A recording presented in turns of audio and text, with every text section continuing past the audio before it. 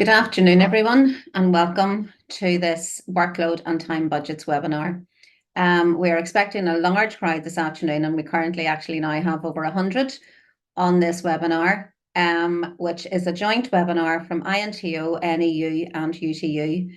The presenter today will mainly be Alistair Donaghy from NEU, with myself, Nuala O'Donnell from INTO, and Joseph Iglendich from UTU adding in parts of this as well. Please bear with us today because due to a few technical issues, while Alistair and Joseph are presenting, I am going to be putting their slides on, so bear with us. I would also ask that if you have any questions, and we will have time for questions at the end, if you could put them into the Q&A on your screen, and we will be able then to go in and take the questions and hopefully respond to them all.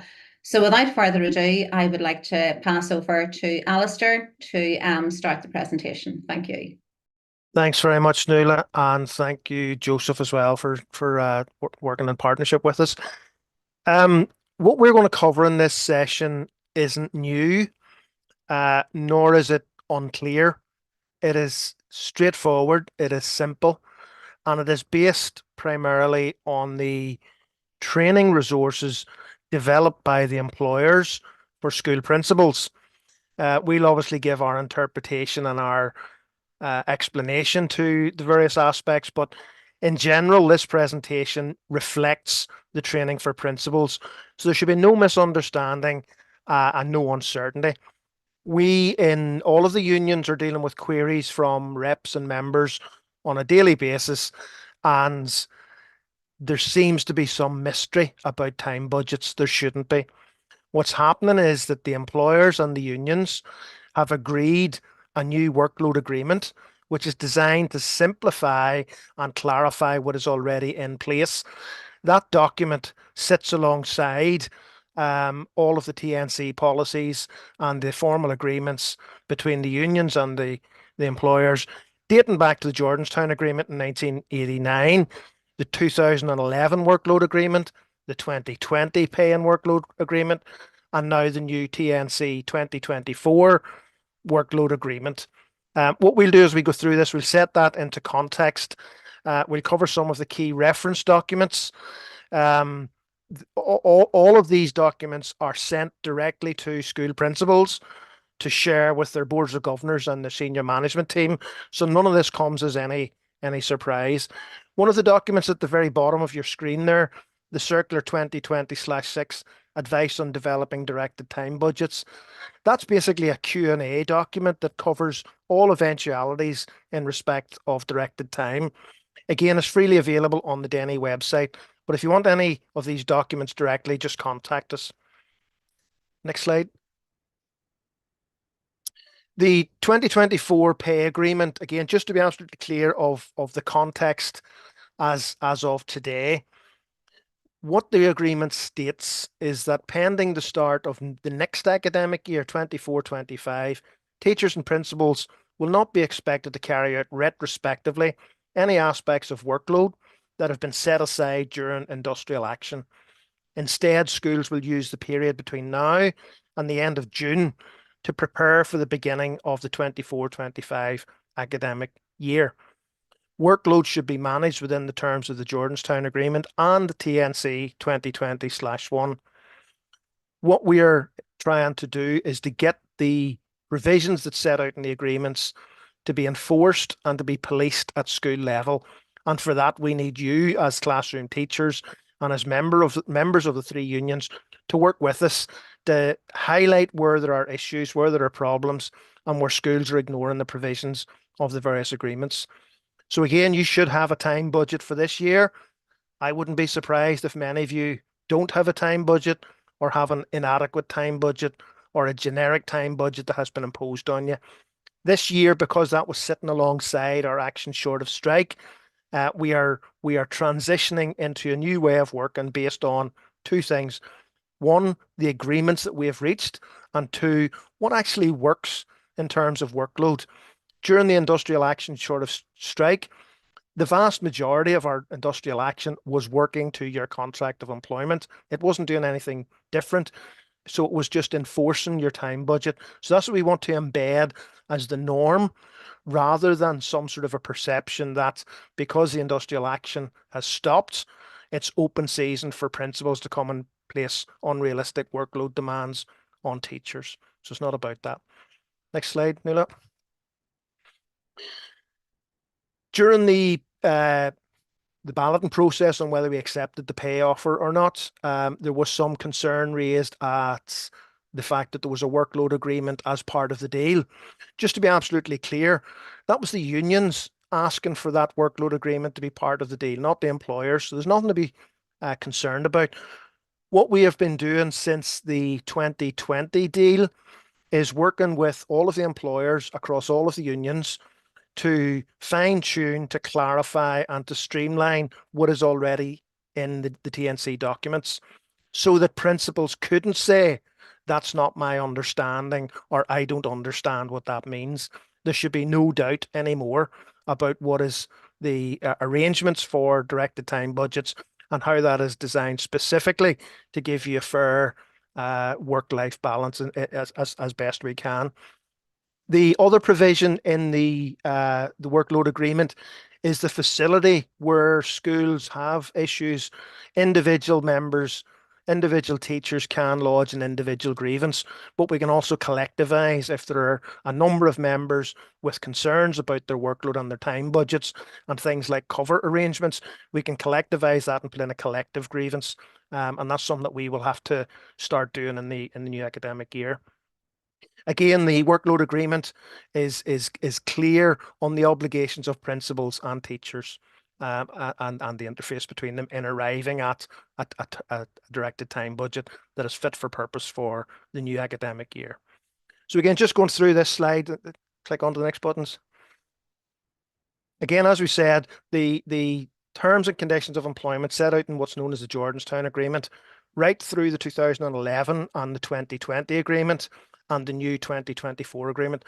That's not optional. That's your contract of employment.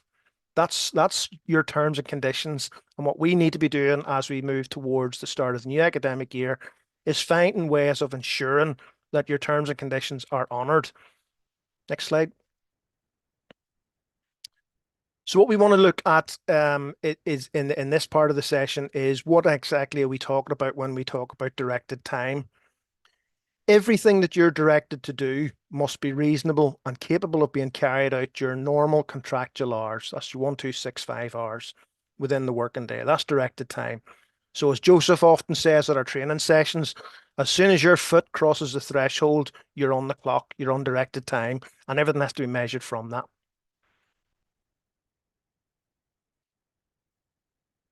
Again, it has to be capable within the 1265 hours, and it's the principal's responsibility for determining the time budget for every member of staff, given due regard to the individual responsibilities of each teacher. We can't have generic time budgets.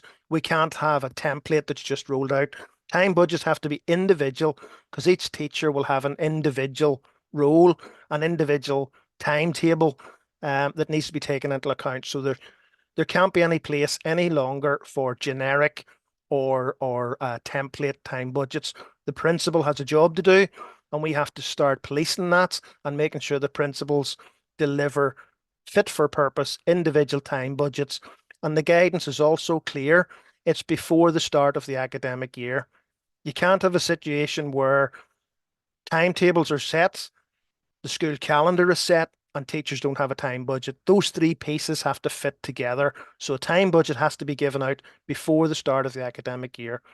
Ideally, what we would be saying is that conversations need to be taking place now for next year so that you should have a draft time budget that you can look at, you can discuss, and come back and respond to the principal if there's any changes required so that it's agreed and in place for the start of the academic year.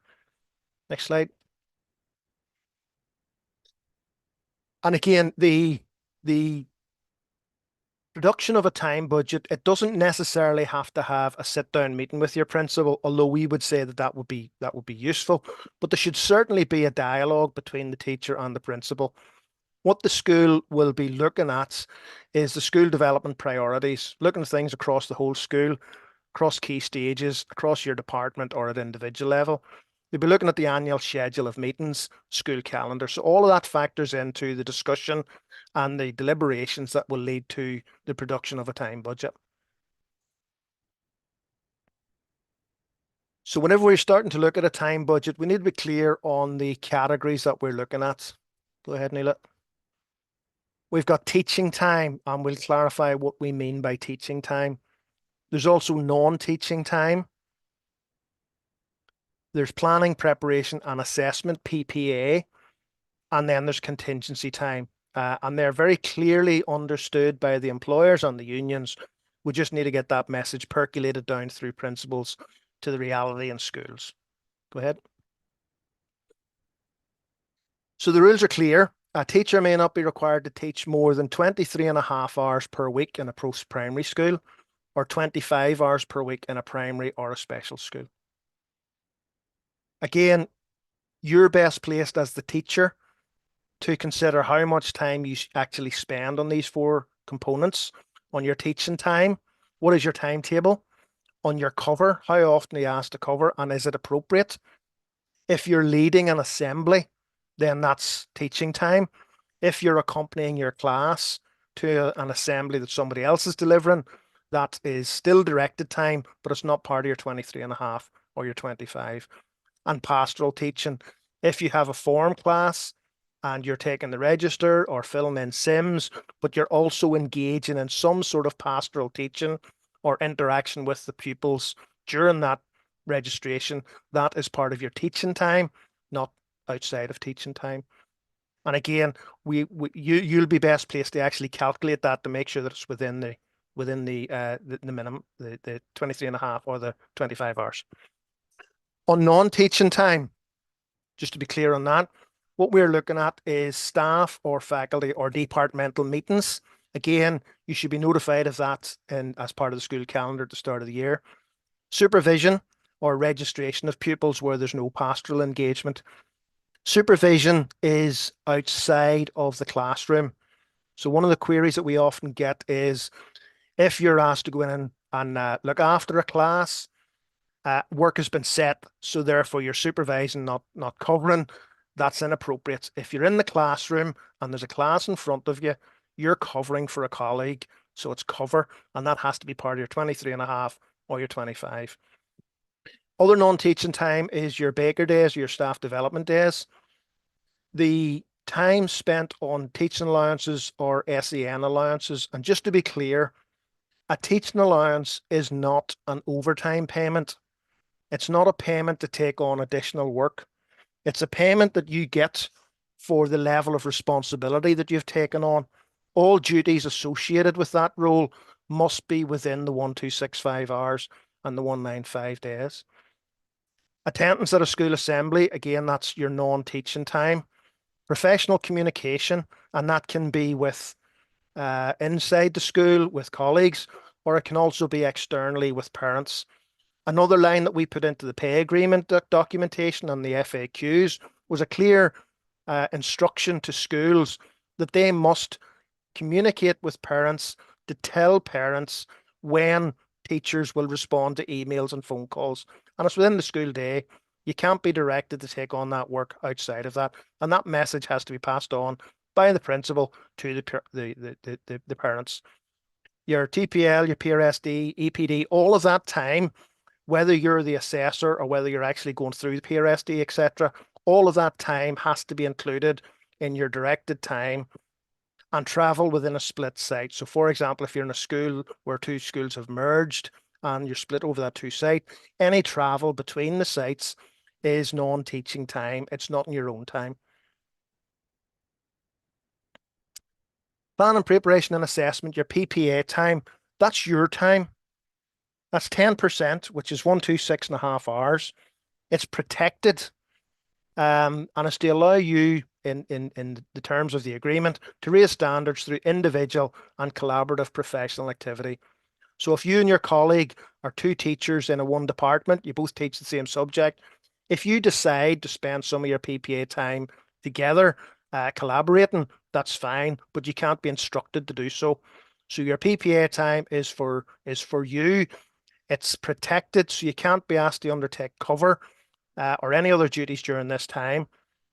And the aim is not that you'll undertake preparation, marking, and assessment at home, but the PPA time in school should take an edge off the work that you have to do in the evening outside of that. So we're not saying it's a silver bullet. We're not saying it's perfect, but we have negotiated that 10% of your 1265 hours has to be set aside and protected, so you can't be used for cover or any other purpose.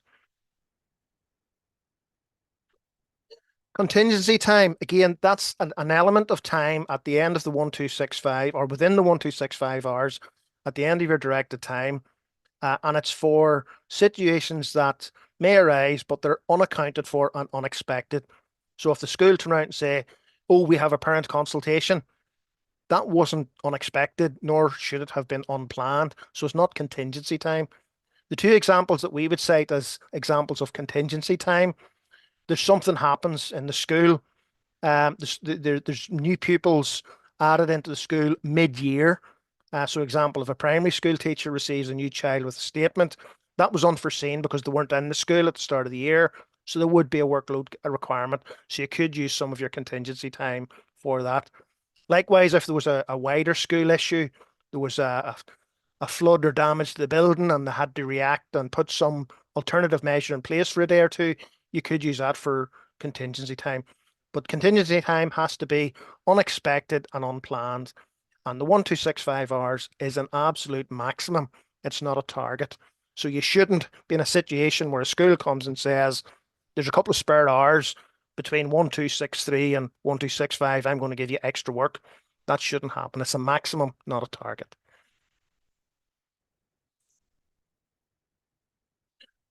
Other work elements that should not be included in your directed time budget. Unless you're employed under a separate contract as a midday supervisor, a teacher shall not be required to undertake midday supervision. You're entitled to a half-hour unpaid lunch break during the school day between 12 and 2:30, depending on the school that you're in. But that's your half-hour lunch break. Unless you're employed in a separate contract, you can't be asked to do that. And in our explanation of a separate contract is a contract of employment where the employer pays you the going rate for the job and also makes national insurance and pension contributions. So the school's saying your contract as a midday supervisor, your payment is a free dinner. That's not a contract of employment. That's an informal arrangement that may lead to problems. So we would be saying it should be a separate contract of employment. You shouldn't be asked to undertake administrative or clerical tasks as part of your directed time. You can't be directed to do that. And any existing or new unremunerated duties or responsibilities which are not required of all classroom teachers. So in other words, what we're saying is stop volunteering to do stuff. Sit in your hands, and when you're directed to do something, make sure that that's part of your directed time. Because if you volunteer, it's in your own time and it's not part of your time budget. There's no requirement on you to invigilate or engage in scribing activities of public examinations. There is no requirement for you to undertake or participate in a supervisory role of extracurricular activities. Again, most teachers have found themselves, they've evolved into a role where they have volunteered to take on work, particularly around extracurricular. Any concerns, or if you're not sure about it, come and ask us.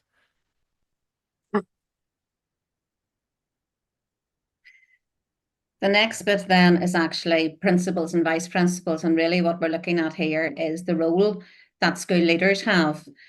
It's the professional duty of principals in all schools to ensure a directed time budgets for all teachers, as Alistair has said.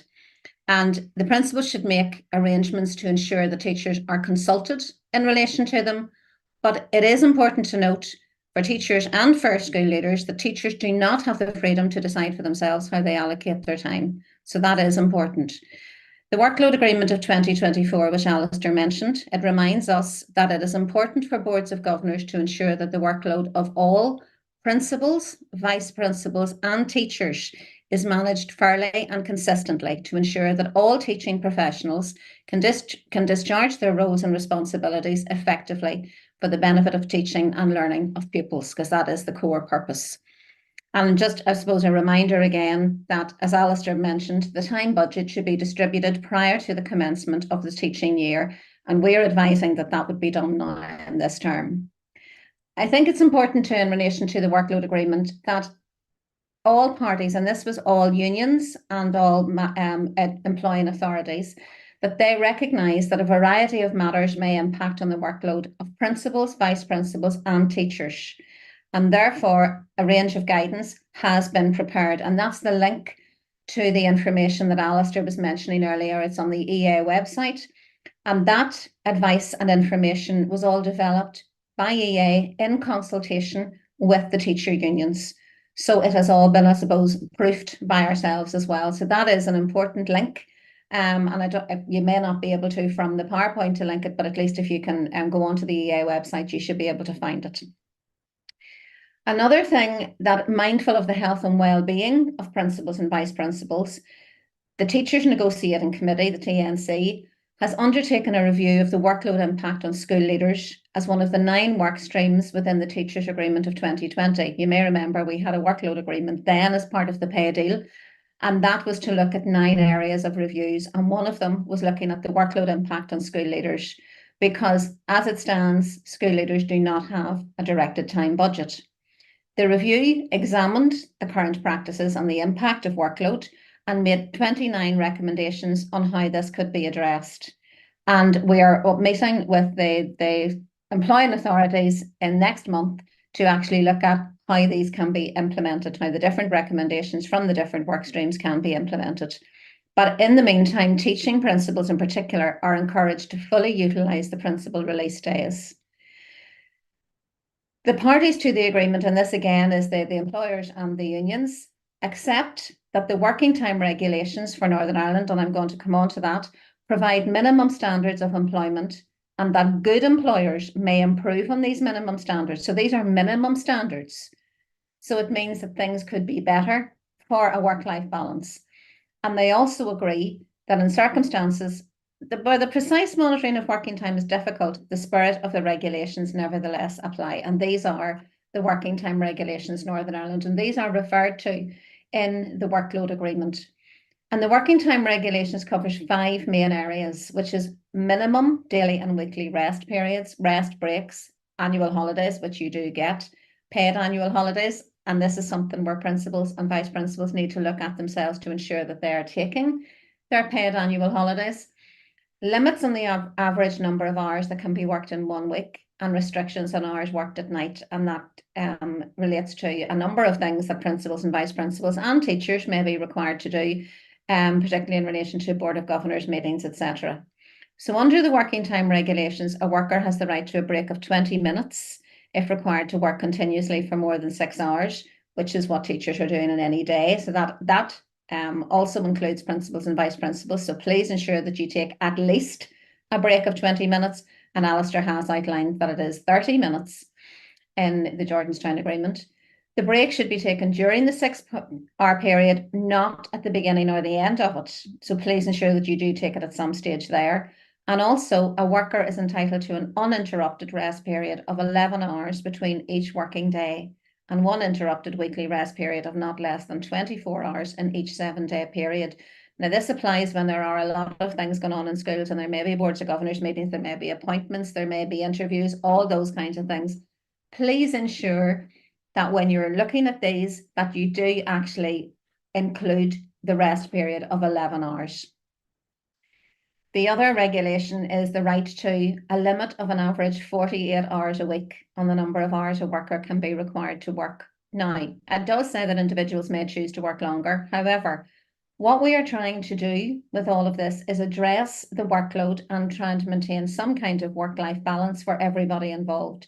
So there is an onus on teachers, principals and vice principals to ensure, first of all, as Alistair has outlined, the 1265 hours, but also then the 48 hours, less than that for principals and vice principals at this point in time until we get to those recommendations.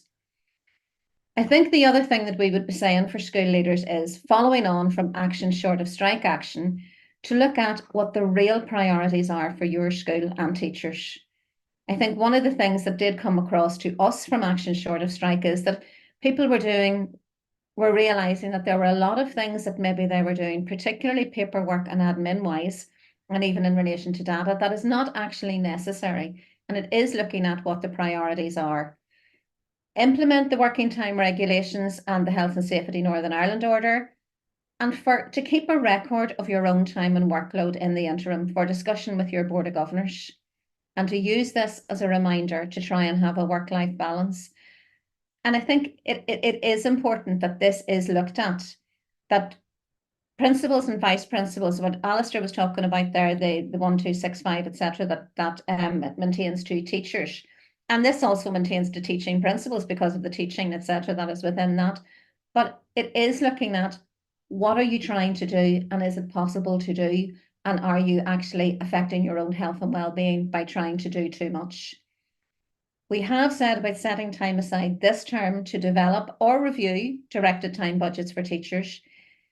And getting them right at this stage will mean there's only tweaks required going forward. Now, this is a workload request on principals to do this. However, that's where I'm saying keep a record of your own time and workload. Discuss this with your Board of Governors.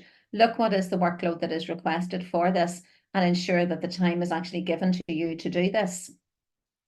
The other side of this is that once these directed time budgets have all been established, if you are requested, if there's a circular comes from the Department of Education or you're requested by the employing authorities or outside bodies, the examination bodies, whatever, to do certain things, you can actually look at your teachers' directed time budgets and say, no, we don't have the time to do that. Or what is it that we're not going to do to ensure that that is done? And this is one way of ensuring that the employing authorities, the department, SIA, whoever, actually realise the workload that has gone on in schools and that there is only a certain amount of time in which to do what they're asking to do. Because we all know that schools, they come up with new initiatives all the time. Yes, we'll let schools do that, or that should be done in schools. And it's actually to try and prove it cannot be done with the workforce that we have. If we had smaller classes, more teachers, more support, then it may be possible to do these things. But as it stands at the moment, a lot of them may not be possible. And this is the evidence that you will have as school leaders to be able to give to the employing authorities and your Board of Governors, etc., to say this is not possible. Again, I'm just going back to use the information on the EA website and seek help if desired, either from the employing authorities, from EA, or from the unions. We are more than willing, all of us, to go in and assist in drawing up directed time budgets. It's in everybody's interest that these are got right. So I'm now going to hand over to Joseph to look at sort of a template of primary school. Thank you. Good afternoon. Can you hear me okay? Is that okay, Nuala? All coming through? Yeah, thank you. Oh, fantastic. Okay, well, hello, everyone. I'm just going to talk you through an example of a primary school directed time budget. They will vary from school to school in what they look like.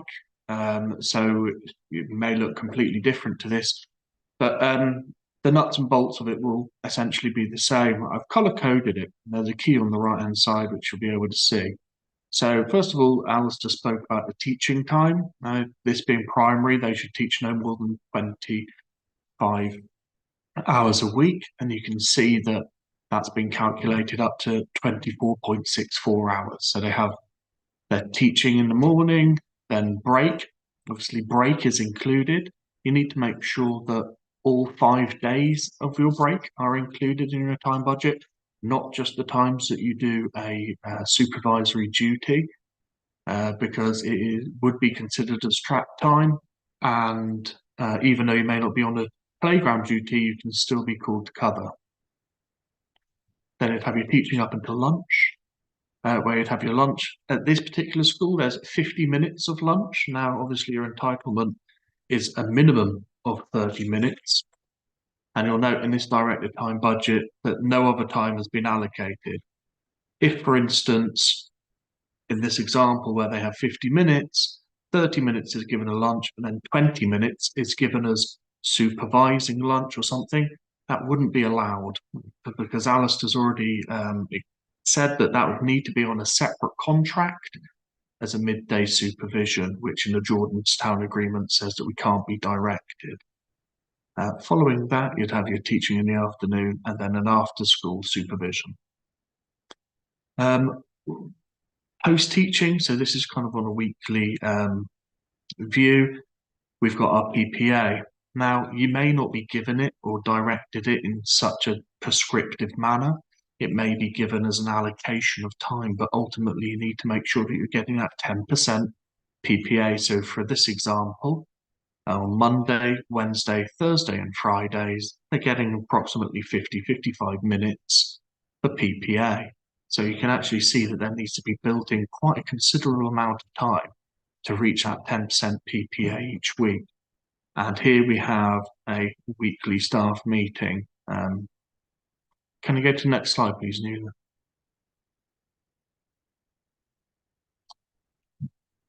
Thank you. Additional as well, we have the Baker Days and the School Development Days, which are built into that. There's 5 of those. And other events. Now, this is where we're talking about what we need to be directed. Should all be itemised on the directed time budgets. Things in primary, be it school discos, open nights, additional parent-teacher meetings that are being held outside of the school day. You can see here that we have IEPs, PLPs. They've been given as a school development day in this example. But what's not been included within this example are things, time for your teaching allowances, subject coordination, for example, SEN allowances time, time for requisitions, preparations for religious events, so there's sacrament, etc. And certainly dealing with external agencies. Now, things like that could be picked up within your contingency, but given this example, on the top right, you can see that the contingency, when factoring in just a relatively normal schedule, there's only 3 hours left. So you can see how you can very quickly reach the 1265 maximum. Remember, it's not a target. You can reach that. So what I know a lot of primary schools would do is some of them would be closing on a Friday earlier, building in PPA then, which also builds in a 37-hour contingency, etc. Again, things that you wouldn't see on here would be things like after-school clubs. That is considered a voluntary activity, as Alistair has said. But if you do agree to it and your principals are happy to, it could be included within your 1265. But you can't be compelled to do a voluntary activity. That's me. Nuala, I'll hand it back over to you. Thanks, Joseph. I'll now hand over to Alistair if he's going to look at post-primary. Thanks, Nuala, and thanks, Joseph. When we come to a post-primary, again, this is a template, and your best place as the teacher to work out if these figures are adequate or not. One of the misunderstandings, particularly amongst school principals, when we talk about a directed time budget, is that they look at it almost in terms of a financial budget. I know an item costs £40, but the best I can give you is £30, and you just accept it. That's not how time budgets work. The time has to be reasonable, and it has to be accurate. So there's no point in saying you've got 3-year groups, you have to do a report every year, I'm going to give you 90 minutes. That's obviously not enough. So again, what we'll be looking at is the frequency, number of minutes, how often that's done, and then this spreadsheet, which is available on the union's websites as a template for you. You can calculate that out. Again, covering registration, we spoke about that previously, and the difference between pastoral teaching or pastoral activities versus pure registration. The morning break, there, as Nuala has outlined, you're entitled to your 30-minute break at the end of the day, and there's other working time directive requirements on workers having breaks after certain periods of time. But the 10 minutes morning break is technically directed time, whether you're actually doing any supervision during that time or not. So for example, if teachers in a school are on a rota and you supervise 1 day in 5, you could be asked to supervise on all of those days. So the 10 minutes are included in your directed time, whether you supervise or not, because otherwise you would have a situation where there'd be 10 minutes of trapped time that you can do nothing with. So your calculation of your 1265 hours would be skewed. So make sure that the morning break is included in your directed time, irrespective of whether you're actually called to supervise during that time. Again, supervision after school from the bell and things like bus duty. We're not trying to put pupils at risk by not supervising them after school or not supervising them when there's buses. So again, that time should be included in your supervision. The PPA time, you can have before school PPA, you can have it during the school day, and you can have it after the school day. During the industrial action, we did have a situation where part of the action was doing directed time at a place of your choosing. So at the end of the school day, the end of the pupil day, if you had directed time, you could choose to do that at home. That was part of the industrial action. It's not part of the situation now, but there's nothing stopping a teacher having a professional discussion with their principal around is it okay to do the work at home. If part of that PPA time is on your own, then you should be able to do that. If the directed time is a whole school or a whole department activity, it's a bit hard to do that if you all go home. So again, your directed time after school is a matter of consultation and discussion at school level. Next slide, Nuala. Again, your SEN admin duties, again, all of that should be included if it's your responsibility to do that. Other professional duties, sort of form classes or pastoral duties, all of that should be included. And again, there's no point in looking at the figures in the column and saying there's 15 minutes per week. If actually you're spending a lot more than that, then you need to put in the actual figures of how long it takes to do the piece of work. Teaching allowances, duties, meetings, again, that should be included. Every role that you have to undertake as part of your responsibility where you get a teaching allowance for has to be included in this time budget. So it needs to be in there, whether it's weekly, daily, or whatever it happens to be. The teaching allowance as well, just to be absolutely clear, and this is for particularly part-time teachers or teachers who are full-time and applying to go part-time. If you have a teaching allowance and you can fulfill the duties of that allowance during the days that you work, then you keep the full allowance. So what I mean by that is if you go to a 4-day week and you work Monday, Tuesday, Wednesday, Thursday, you will get 4/5 of salary. But if you can do the teaching allowance duties in the 4 days that you're there, you will get 5/5 of the teaching allowance. So for example, if I'm a head of departments and I have my departmental meetings on a Monday, I do my admin on a Tuesday, and I attend a senior team briefing on a Wednesday. My job has been done in the days that I'm in there. If I was if I had a form class, then the days that I don't work, the class is still there, so somebody needs to overtake that. So I would get 4/5 of the duty, and somebody else would take on a deputy role and get the other portion. But all of the time required for that teaching allowance responsibility has to be in your time budget.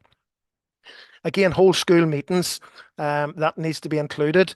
And again, our guidance on that would be there should be a timetable and there should be a calendar at the start of the school year so that you know exactly when the meetings are, particularly if there are meetings outside of the pupil day.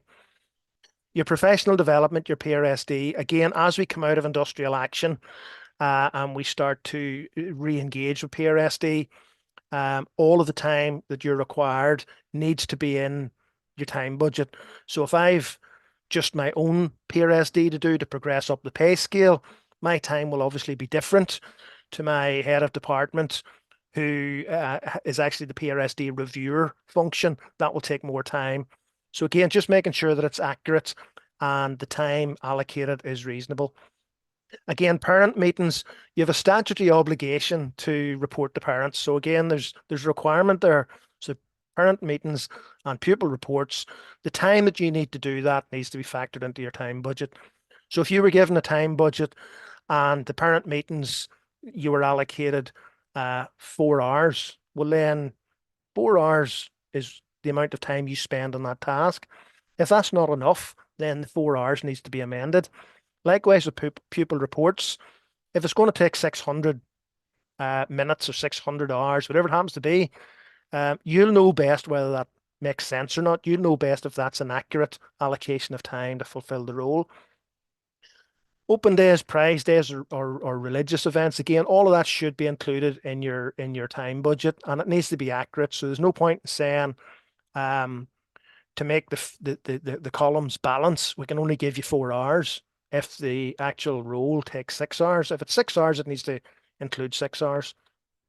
Again, school shows and performances. In this example, we don't have anything in that, but if you were required or directed to engage in that kind of activity, that has to be in your time budget.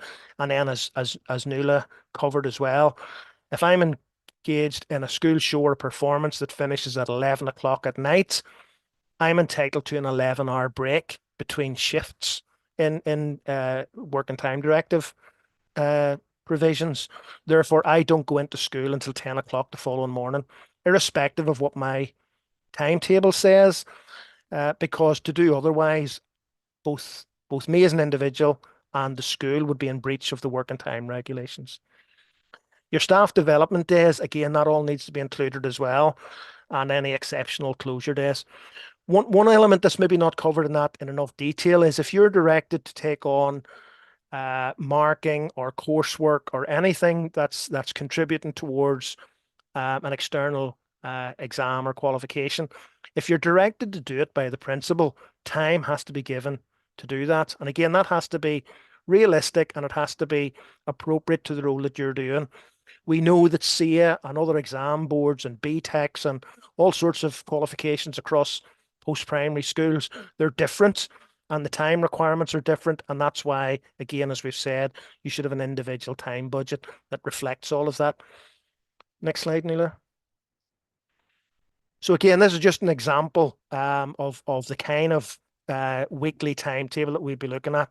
If you're directed to come in at 8:55 and the bell goes at 3:30 and there's an element of directed time after each day, that's the kind of hours, 6.6 hours, 55 minutes.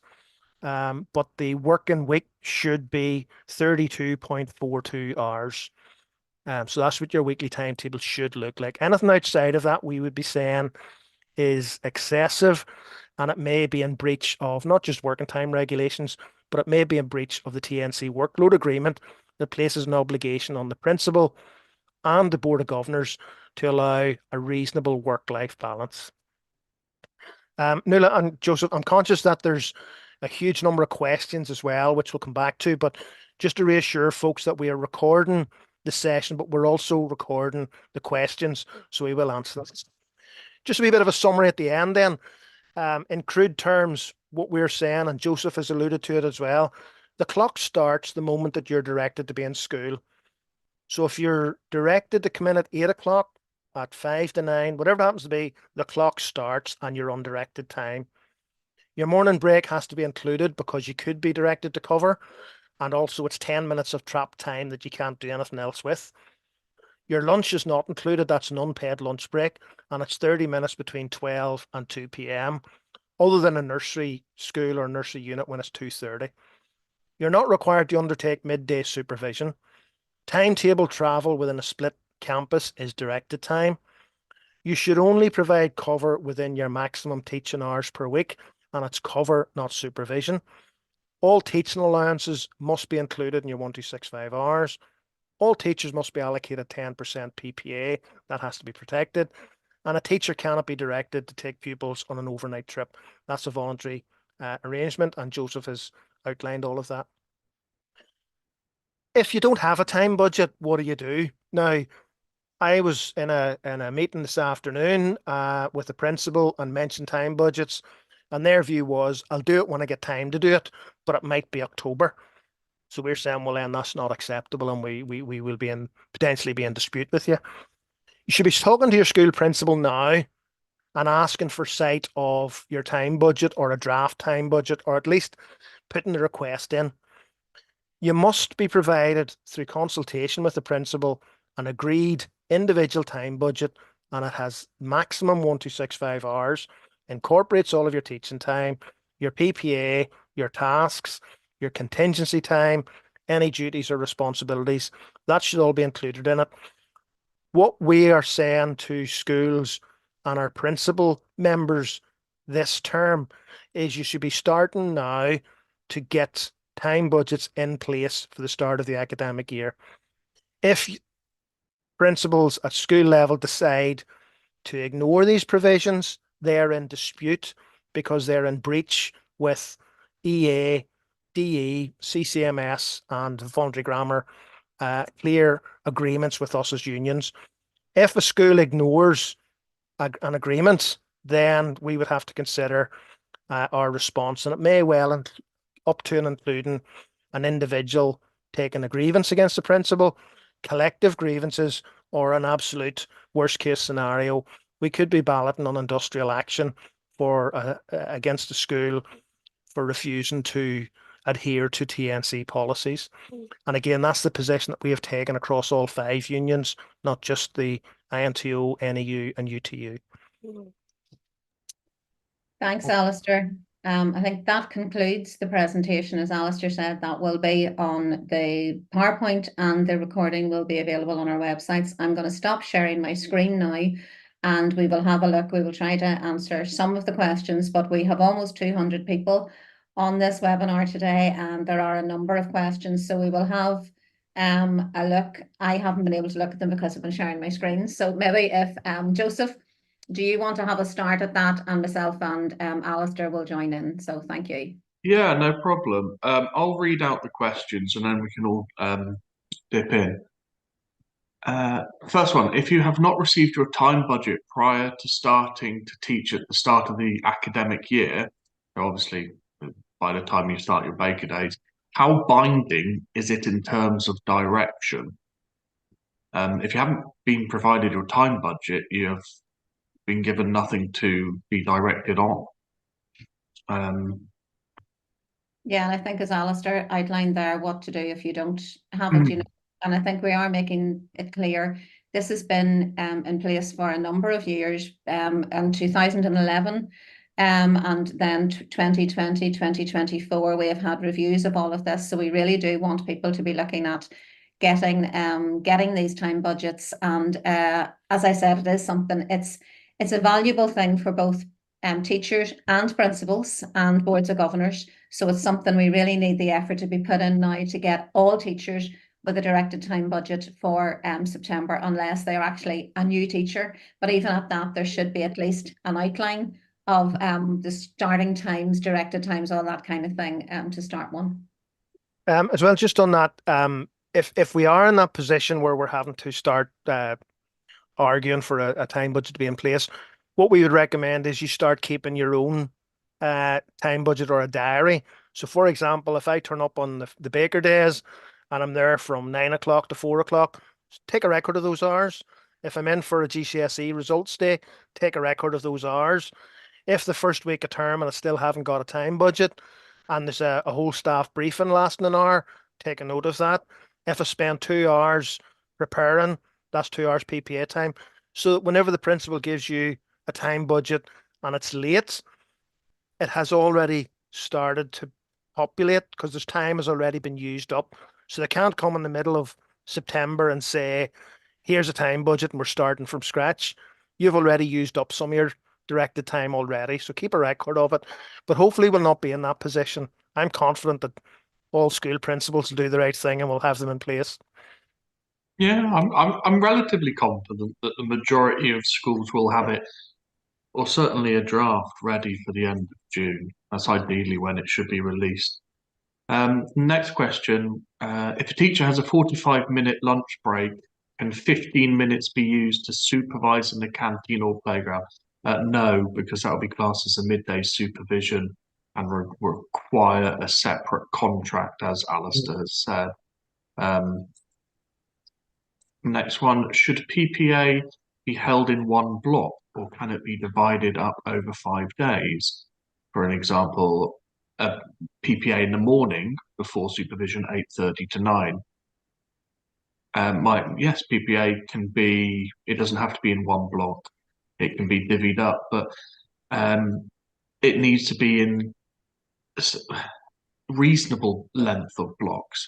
It would be unreasonable for, let's give the example, your break time. Say, for instance, you do 2 supervisory duties on break time and then 3 not. It'd be unreasonable that the other 3 would be used as PPA because that's not a reasonable length of time to set down, plan, prepare, and assess. Plus, you could also be used to cover. And obviously, PPA is protected time, which can't be used for anything else. And maybe just to say, because there's a question in the chat actually in relation Oh, to right, PPA sorry. as well, that I'm trying to look at the 2 of them, but there's one about is filling in forms for outside agencies and PPA. I think we need to stress here, PPA is individual. PPA, it is you as a class teacher doing your preparation, planning and assessment. So it is for your class. It is not filling in forms for outside agencies.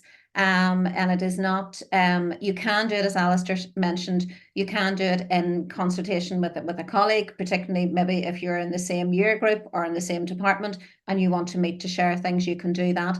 But it's not, it's the PPA time is in relation to your planning, preparation and assessment for your class or your pupils. Yeah, so you can't be directed an activity to do in your PPA. No. Okay, next one. Where does marking of coursework and controlled assessment fit in a time budget? Should I think school give Alistair marking answered. days? I think Alistair's previously answered that one, yeah. Yeah. Yeah, and I think that's another reason why the 10% PPA is the minimum. If a school says there's a classroom teacher teaching Key Stage 3 with minimal coursework to mark that's going to see you, then their 10% might be adequate. If I'm a teacher at GCSE level where there's a substantial amount of marking to do for coursework, the school should be saying, actually, Alistair needs 20% or 15% or something commensurate, because you can't be directed to take on a task that is outside of what is a reasonable amount of time. So again, that would be a negotiation that you would be saying to your principal, my 10% PPA isn't enough for all of the marking that's required of me. You're going to have to allocate more time to me. Okay. Next question. I work in a nursery unit, 9 to 1:30. The doors open at 8:45 and I'm directed to be in the classroom. I've been told this is regarded as supervision and not direct teaching, so doesn't count towards my 25 hours. Is this correct? This is where we need to clarify between what is supervision and what is teaching. Yeah, and I think if it means that the doors are open to pupils at 8:45, then that will be teaching, because it'll be looking after, particularly in nursery, you are looking after the children. That is a pastoral role, which means then that it's not supervision. It is actually because you'd be directing them to sit down, take off their coats, put their, whatever, sorting them out. So that is that would be counted as teaching time. Prior to that, if you're setting up the room, that could be directed time. There's a difference in that. Yeah. How much time should you be given for IEPs if they are not part of a school development day or given as a Baker day? Bearing in mind you could have a class with 3 IEPs or have a class with 9 IEPs. Can there be times allocated per IEP? I think this will very much depend on the school and the allocation that they're providing on that. And I think it's also that one of the things we've been suggesting as well is that you actually get together maybe as a staff, and this is something that they could be done, in a staff meeting or whatever. Look to how long should an average IEP take, and then that time be allocated. There will be ones that may actually be more complicated, and there should be a recognition of that. So there should be some discussion among the staff as to try and get some kind of an average time for IEP and those times allocated.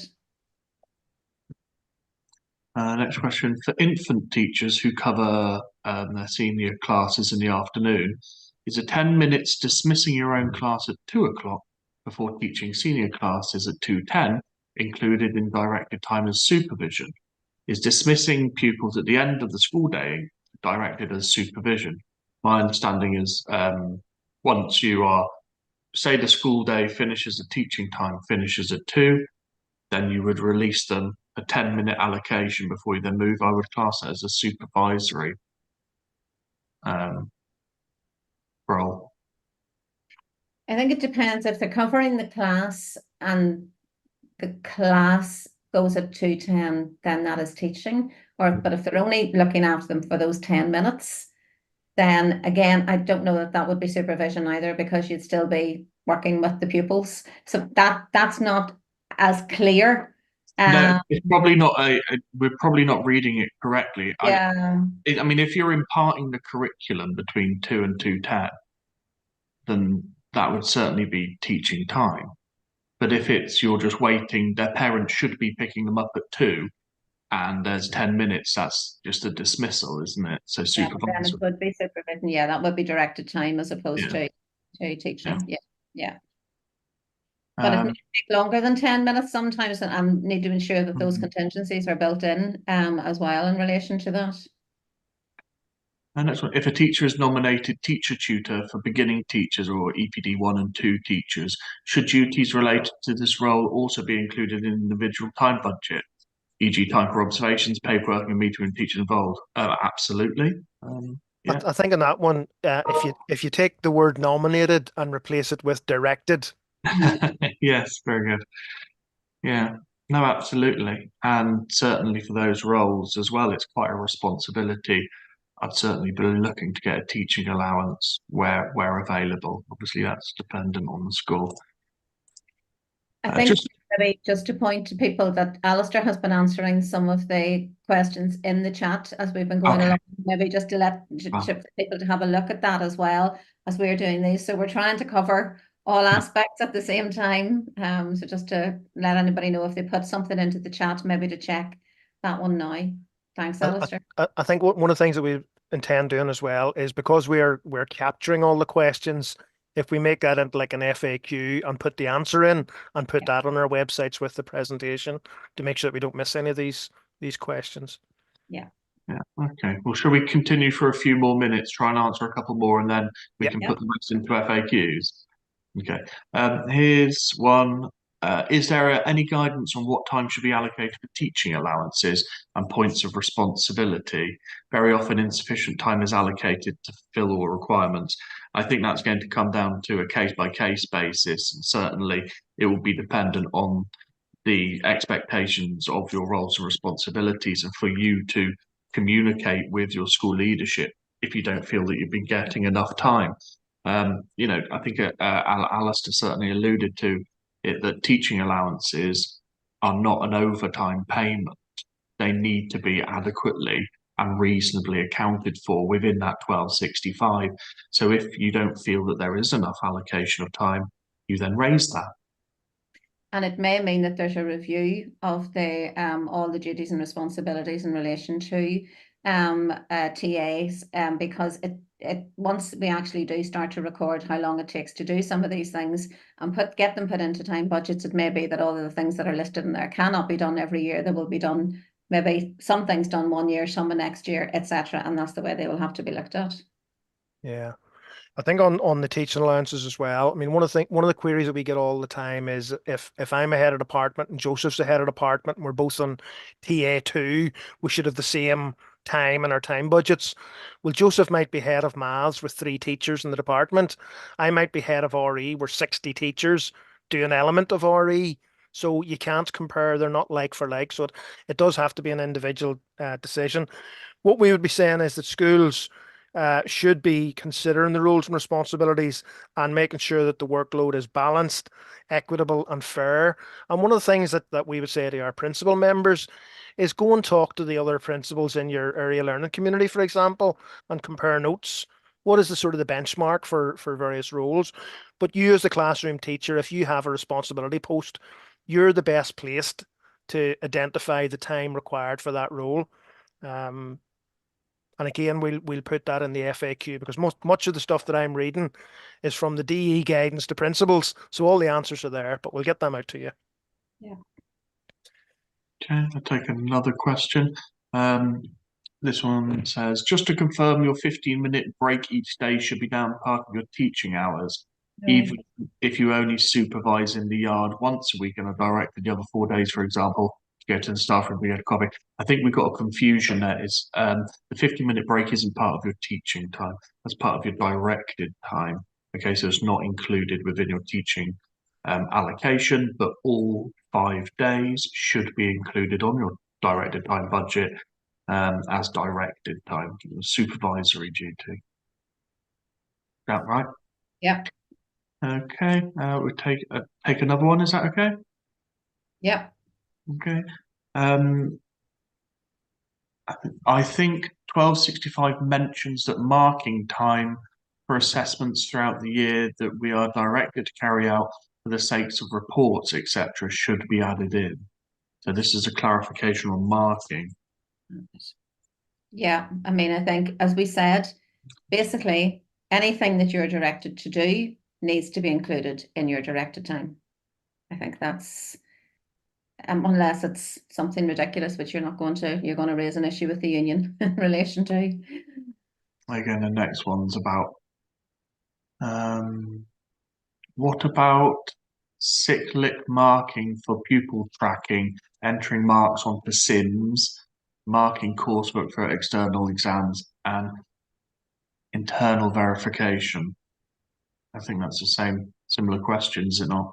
Yeah, I think so. Okay. What about game time in May and June after exam classes leave? So that is more post-primary. Yeah, do you want me to cover that one? A teacher can be asked to do other duties that are deemed reasonable when teaching time with exam classes has ended. This can include class cover, although it should be noted that class cover is teaching time and the total number of teaching hours can't exceed 23 and a half in a post-primary or 25 in a primary. And that has to be consistent. You can't turn around and say, well, on average, it's 23 and a half hours across the school year. It's per week. You can't expect to do that. The other related question that comes into that is if you're a moderator for SIA, for example, then any days that you're spent in doing that, that's a separate contract and it's not included in directed time. Take another question. How does it work with attending quite a lot of events as a music coordinator? For example, peace proms for 6 hours at the weekend, Christmas music on Sundays, and local events, sacraments, etc. Can you ask for days in lieu? Why If would you're directed, if you're directed to do these by the principal, or I suppose the question is, are you directed or are you volunteering? And I think that's really where the clarity needs to come on that one. If you are being directed, then that needs to be part of your directed time. And it may be that then, that's where you have a conversation with the principal, maybe about time off in lieu, depending, etc. as well. And so I think this is going to, one of the things that is going to prove, and I think what we need to get as good a directed time budget as you can get for this year, then actually monitor it through the year and see where the issues arise and get clarity on that. And I think there are going to be things that are going to have to be clarified within schools over the year as things arise. And I think that's the kind of thing that will need to be clarified. Yeah, absolutely. Try and use the directed time budget as a working document. It is going to change. And can you just give us a clarification, Eula, on being directed on Sundays? You can't be directed on a Sunday, but Yeah. if you're accepting to do that on a Sunday, you can be. Do you know what I mean? It's one of those things that you're not necessarily volunteering, but if the principal asks you to do that and you agree to do it as part of your directed time, yes, but you cannot be directed to work at weekends or evenings and overnights or whatever, as Alistair already mentioned. So So, But again, that's down to, and I know there's a lot of music teachers, and this goes with PE as well, particularly if they're looking at games, etc., where they're doing that. Those conversations need to be had with the principal in relation to recognition of the work that you are actually doing. should we continue with questions? Yeah, we still have 150 people here, so I think We'll carry on then. yeah. Can you please clarify the TA points for staff who work a varied hours contract? In primary, the TA be deduced by 1/5 each day, even though the job is being fully covered. Okay, so points given for teaching allowances aren't commensurate to the working pattern of a teacher. So as long as the roles and responsibilities for which that teaching allowance is given, the full teaching allowance should be received. If because a member of staff who was a full-time equivalent reduces their days to say 3 days, but still continues to do the entirety of their teaching allowance, that should not be reduced to in line with their working pattern of 60%, because that would actually or potentially be in breach of part-time worker regulations. Joseph, as well, just on that apportioning of teaching allowances, the rules on teaching allowances across the department are clear. The full point must be spent. So if I'm in a pastoral role and I work Monday, Tuesday, Wednesday, I can get 3/5 of the point. And if Joseph covers the Thursday and Friday, then Joseph will get 2/5 of the point. You can't have a situation where a school says, Alistair, we're reducing your teaching allowance to 3/5 because you only work 3 days, and pocket the difference, because that's fraud.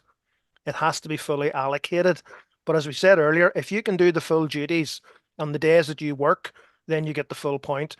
Just for comparison, a full-time teacher, if Joseph was my head of department, I don't have access to my head of department full-time, because guess what? He's teaching 25 hours a week. So there's no such thing as having that sort of arrangement where if you're not in, then it has to be apportioned. If you can do the full job in the days that you work, you get the full point. But again, any specific examples where there's an issue there, come and talk to us. We did take a case to tribunal a few years ago. I'll not name the school, but I'll name the town. It was in Larne, and it was known as the Larne Amendment, and it actually amended the guidance on salary policy for schools to clarify that very point. So again, that point is clarified in the DE circulars, it's in the guidance, and we'll include it in the FAQs. And I think the only place where there may be an exception would be as a designated teacher, because there could be issues there that will arise. And even if they are in class, they would be released maybe to deal with that. So that's one area that we feel is one that there may be have to be consultation on to ensure that that is covered for the 5 days. Okay. We still got quite a few questions. Some are doubling up, so we seem to be whittling through them a bit quickly. Can break be counted or included as PPA time? Ideally not. It would be unreasonable to include that. We've answered that. Is it possible for a sample nursery time budget? I think I've noticed other questions about other samples of time budgets shared by the unions. My understanding is there's sample time budgets produced by DE as well as the Yeah. unions would have We many. have ones, but I think we'll need to check about the nursery one, and if we don't have one, we certainly will look at doing that. Brilliant. Yeah, one specific for nursery. Yeah. Okay. Yeah. Where does collaborative planning fit in piece in personal time? Bit of a wording there, but I think where does collaborative planning fit in? I think that depends. I mean, if it's something where you want to work with your colleagues, that can be in your PPA time. If it's something you're asked to do by the principal and being directed to work with colleagues in relation to a particular issue, then that would be outside of PPA time. So it's actually looking at what way it's actually being asked for. I think that's the answer there. Yeah. Yeah, no, absolutely. So PPA, remember, is your protected time. If it's allocated, oh, this is collaborative planning and it's part of your PPA, well, that's up to you. If it's part of your PPA, it's up to you if you want to use it as collaborative planning. Yeah, I'm not going to reiterate what Neil said. How are half days or early closures accounted for? I think that will depend on the school as to whether the school counts that as a full day or a half day. And I think that will be individual to each school and maybe individual to different times of the year as well. Yeah. Is the only time available for curriculum development SDD time, or can this take place as an after-school session on a weekly basis? You can disaggregate school development time to use as twilights, but I've not heard it done as on a weekly basis necessarily.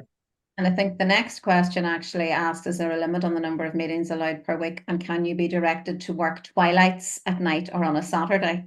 And we've said how many days must you teach? That's the 195. If you're a full-time teacher, well, sorry, it's 190 because there's 5 baker days.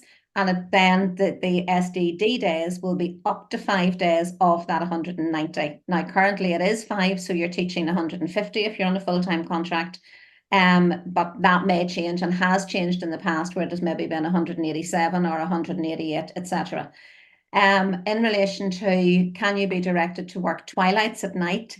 As we've already said, you cannot be directed to work at night or on a Saturday or a Sunday. However, if you as a staff agree to work a twilight, or again, in consultation with your principal, you agree to work on a Saturday or a Sunday, you should be negotiating. That should be within your time budget, whether that's time off in lieu or whether it's taken out of other, as in a day, or whether it's taken off afternoons or whatever, going home early. But those are all discussions that would have to be held internally. There's a cut-off time for when you can be directed to do something. I'm not quite sure what that means. I don't know whether it means, is there like a certain time you can be required to work to? The directed time is all an agreement in the school when the calendar is drawn up. So for example, if you're working to 4 o'clock or 4:30 on a Monday or a Tuesday or whatever, that's all within agreement. But I'm not sure if that's the answer to that question. I think the question might be, at what point can we say no to an unreasonable request to work later on into the late afternoon and or evening? And what would be the cutoff? Which I guess would come through agreement as part of the time budget. Once these things, and usually when the school calendar is being drawn up, etc., particularly when it comes to twilights or evenings or anything else, Saturdays, whatever kind of things they're looking at, they all have to be in agreement with staff in advance. It may be that something comes up at a later stage, but again, that's an agreement with staff.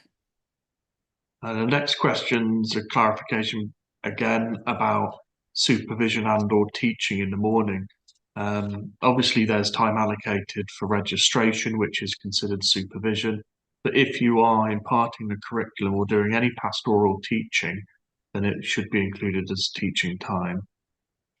I think one there is a P1 teacher, that 9 to 9:15 is put down as supervision. With it being P1, they can't keep themselves busy. That's the same as the nursery one. No, you're actually instructing the children at that stage either to sit down or to be taking off their coats or changing their shoes or whatever it is. That's pastoral work, even if teaching doesn't start to 9:15. So that would not be directed time as such, because you can't stand there and just let the children run around the classroom. If contact time is 23.5 hours per week, is there a figure for non-contact post-primary? Again, I think that's a sort of a mathematical one, but it'll be different on a day-to-day basis. But if you're teaching 38 weeks, so 38 times 23.5 gives you X. You take that off your 1265, and that's the most that's left over. That can't be exceeded.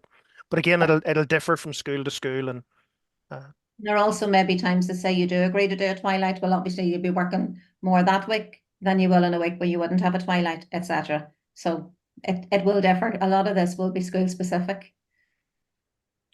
Will financial considerations be given on budgets for schools to have sub-teachers in place to release teachers to perform their additional roles?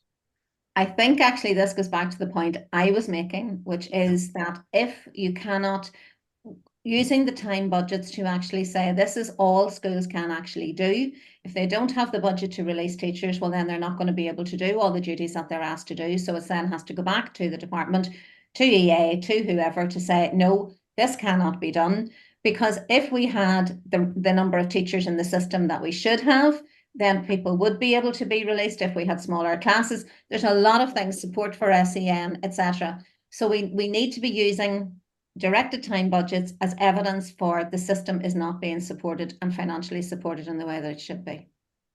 Yeah, no, I think that's absolutely vital point to make. If everybody was given a time budget that was 195 and a maximum 1265 and a maximum 23.5 hours, loads of stuff in schools wouldn't get done. And it's because there's not enough teachers in the system and not enough teachers in the school.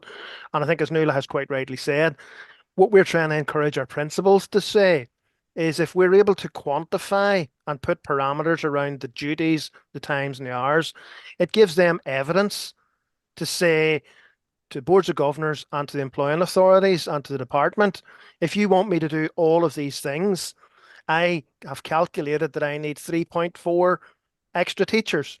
Whereas at the minute, what they're trying to do, and we're helping them, what they're trying to do is to get teachers just to accept more and more and more.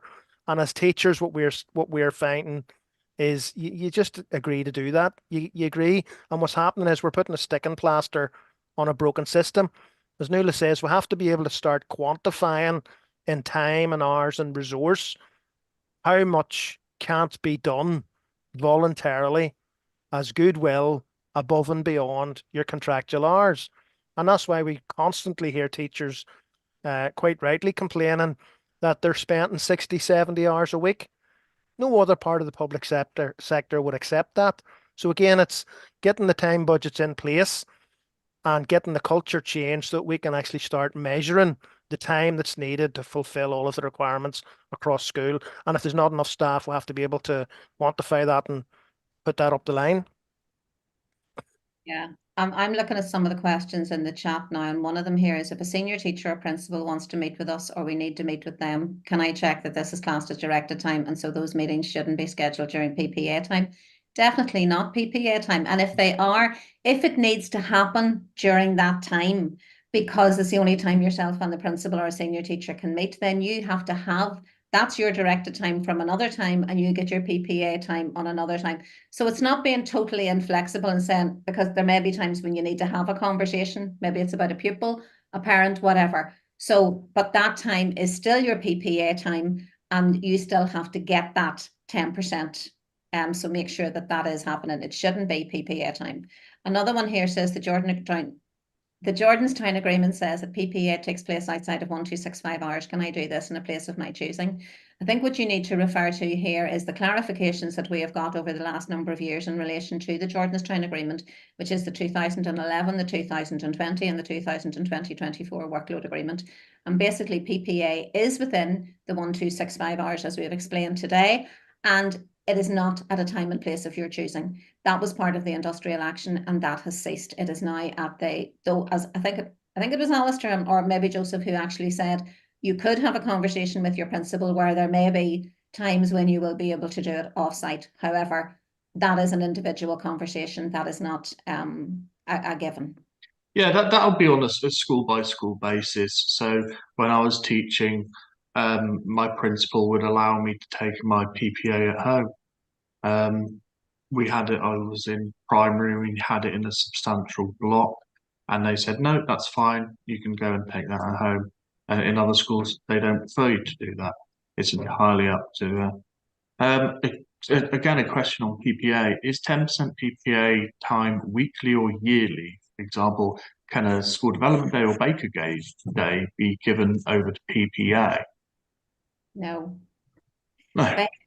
They are school development days and they are Baker days, which are for different things. The PPA is a yearly 10%, so it may be depending on and that's something again could be an individual discussion with a principal. There may be times when it suits to have more or less or whatever, but it's 10%. You have to have your 1265.5 hours, sorry.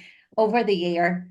And while it's better to have it on a weekly basis, as long as it's actually included in your overall directed time budget, then that's fine. But If not on a baker or an SDD day. no. So if during game time a teacher puts in an LOA to hold a revision class, can I, as cover coordinator, offset their game time for other 3 periods? I don't quite understand that, in all honesty, I I have to can't. say. That's one we will come back to. We will have to look at that and discuss, because I don't think we'll get the answer here straight away. So if during game time, so this is game time, I guess after the examination classes have gone and they put in a leave of absence to hold a revision class, can I, as a cover coordinator, offset their game time for other 3 periods? I think you need to contact your union to go into the contextual nature of that, because it might be a bit too tricky to try and answer as part of a webinar. So I'd encourage that person to contact their respective union. Is the half-hour lunch break included in the 1265 hours? No, it's not. That half-hour lunch break is outside of that. But if there is time, if you have a longer lunch break, say it's 45 minutes, and those 15 minutes can be directed time. If it is maybe for you to do photocopying, I couldn't actually think of the word there. Very sorry. Maybe it's to assist. Maybe if somebody's doing photocopying, etc., and that kind of thing. But other than that, no. That 12 or it's not in the 1265 hours. Okay. Our staff have been given primary school time budgets with time included for IEPs, report writing, parent-teacher meetings, etc., but haven't actually been given any extra time to do them. Should this time be within school hours, or can we request to be given during Baker Day or SDD days? I don't understand.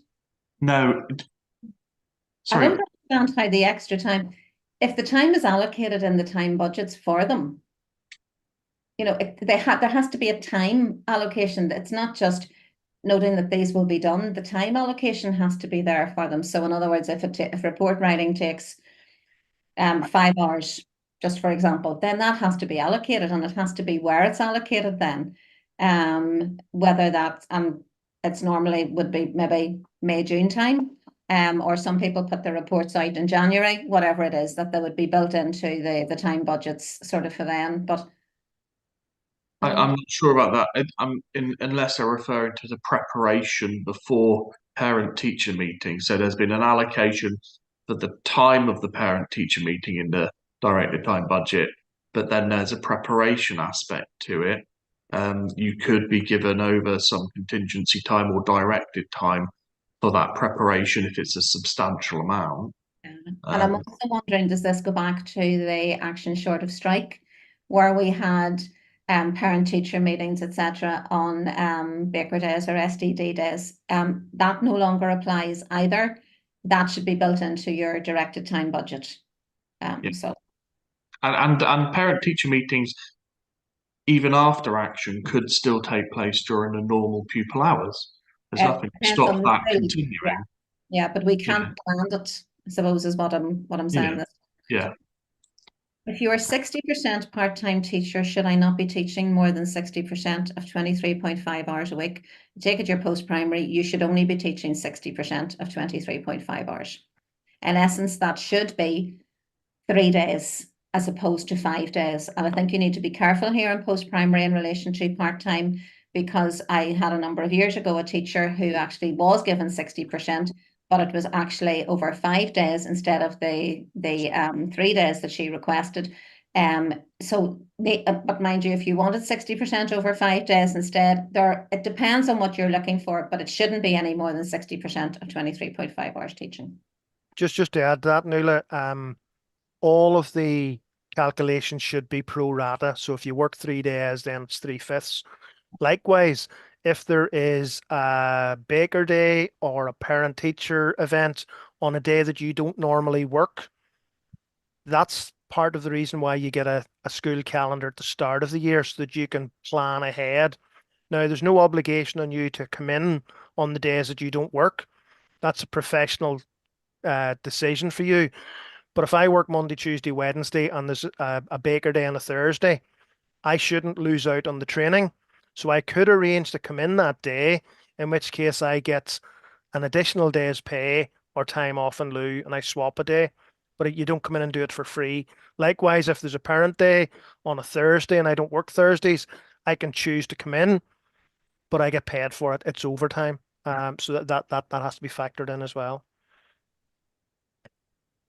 Okay.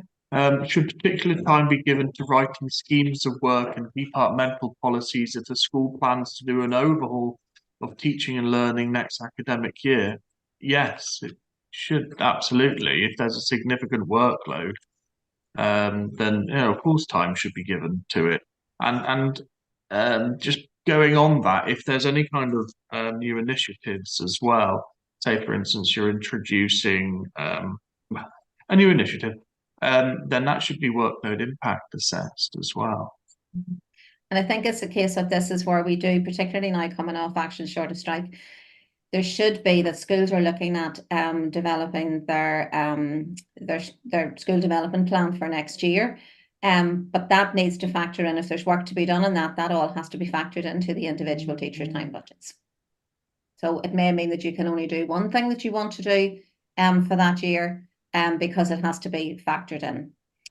Can a principal stipulate that directed time begins at 8:30? Lots of the staff arrive and are working from 8 a.m, but these minutes don't count in the directed time budget. Yes, the principal can stipulate that directed time starts at 8:30. It may be that staff are arriving early. However, as I think Alistair had mentioned at one stage, or maybe it was Joseph, that while that would be the standard directed time, if that is just to be in the school and there's no staff meetings or anything, then that's fine. It may be that you will be able to have directed time from 8 o'clock if that is maybe your preparation, planning and assessment time might be from 8 to 9 if the school doesn't start to 9 o'clock. There are things that you can look within that. It doesn't say that everybody's directed time has to be at the same time.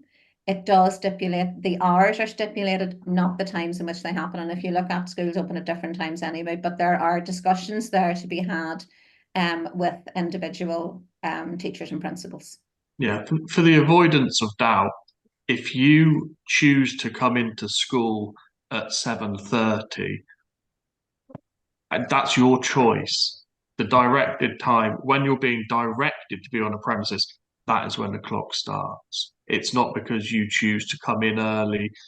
Some people prefer to do their prep in the mornings as opposed to in the afternoons. Now you can talk about that with your senior leadership team in terms of the allocation of directed time.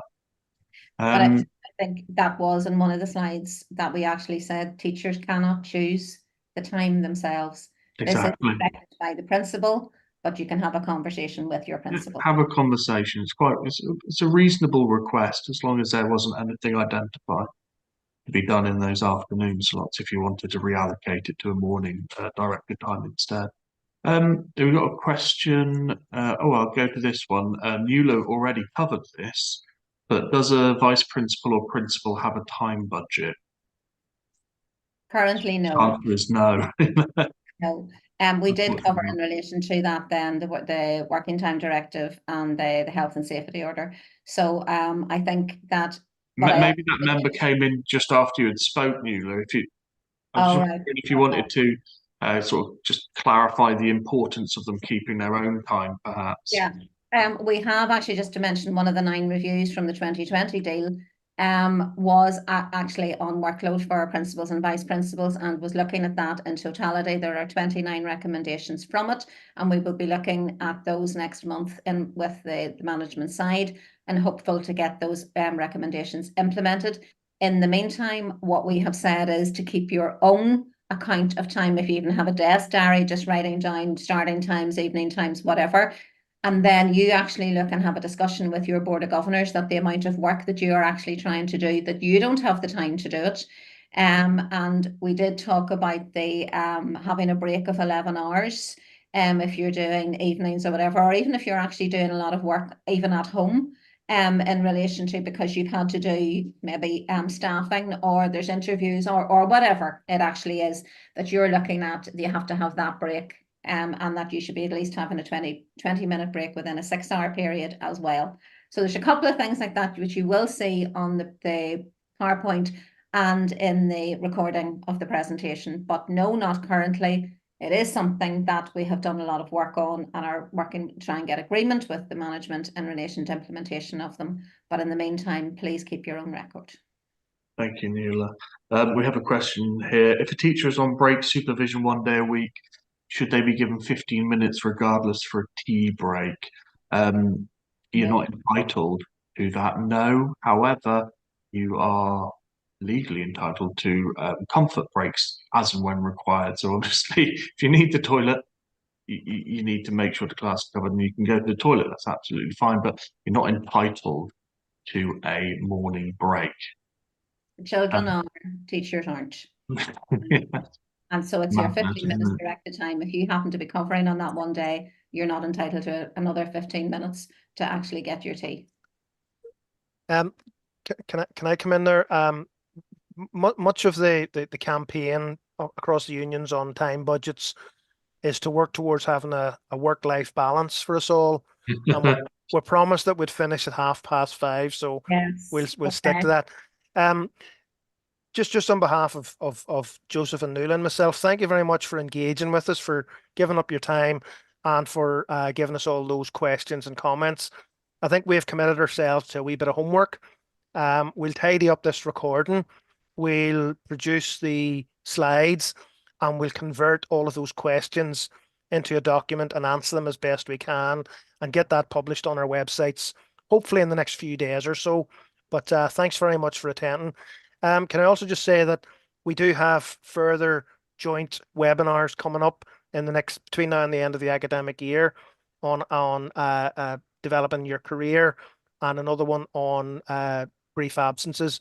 We also have our joint union training for reps, and we'll be building on that in the next academic year. So keep an eye on the websites for all of the events, training for reps and CPD, and webinars for members. And for any school leaders still on at this point, we do have a joint conference on the 15th of May. Details are all on our websites, and registration for all of the things Alistair has mentioned are all on all our websites as well. So thank you. Thanks, folks. Thank you all.